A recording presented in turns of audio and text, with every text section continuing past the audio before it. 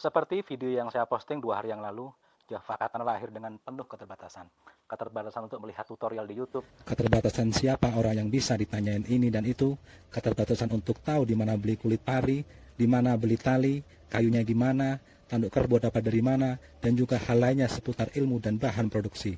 Belum lagi masalah alat produksi, juga bagaimana cara bikinnya. Waktu itu satu-satunya akses adalah hanya bisa beli katana dari Cibatu untuk saya contoh dengan cara yang saya ciptakan sendiri. Yang penting hasilnya sama, pikirku waktu itu. Tahun pertama setelah hanya belajar sendirian, saya merekrut satu anggota cikal bakal tim untuk Java Katana ke depannya. Setelah itu kemudian saya kenal dengan sebuah grup keilmuan berkenaan dengan katana, Indonesia Katana Lover. Dari situ banyak belajar tentang pakem yang sesuai dengan garapan Jepang. Saya dipinjami gunto yang isinya katana lawas untuk saya pelajari oleh salah satu senior yang tentunya sudah tahu kan siapa senior yang aku maksud. Selain kesulitan di atas, kesulitan selanjutnya adalah ekspedisi yang bersedia mengirim produk yang tajam-tajam ini. Sampai pernah mundar-mandir ke Semarang beberapa kali saat pertama coba kirim ke luar negeri. Dan hasilnya, zong. Namun di antara semua kesulitan, yang paling sulit itu adalah 99,99% orang yang saya kenal langsung semuanya kontra dengan kegiatan pandai besi yang saya jalani ini. Sekitar 2 tahun, orang tuaku rajin menasihatin aku untuk tidak membuat pedang, dengan niat baik tentunya di samping ketidakfahamannya. Bukan hanya itu, teman-teman sebagian ada yang aktif lontarkan sindiran-sindiran dengan kata-kata hati-hati atau kalimat lainnya.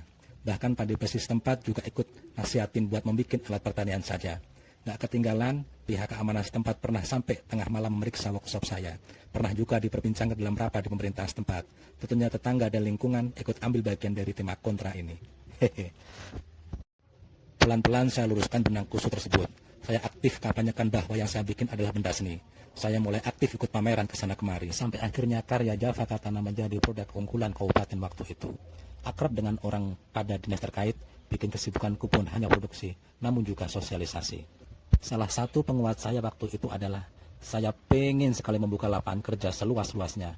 Namun ternyata tanpa pengalaman banyak hal yang bisa dijadikan cerita. Dari manajemen orderan, kemudian kru baru yang masuk, yang hampir semuanya nggak paham sama sekali tentang bilah. Anak-anak muda yang coba saya rekrut, yang ternyata kalau nggak ada saya malah tidur di kamar. Atau bahkan masalah cara gajian yang sampai beberapa kali saya rubah polanya. Bahkan juga pembeli yang banyak sekali macam sifatnya. Dari yang suka memuji sampai komplain bikin nggak bisa tidur. Yang mewarnai hari-hari saya dengan pusing dan pusing. Tentunya nggak mungkin saya mampu ceritakan banyak detail suka dan duka dalam 10 tahun ini. Namun alhamdulillah semuanya terlewati. Saya paham hari-hari ke depan juga bukan jalan yang mudah untuk dilalui. Namun support dari teman-teman semua, dukungan dari para senior, dan tentunya paling penting adalah kesabaran dari pelanggan adalah penguat kami untuk tetap terus berkarya ke depannya.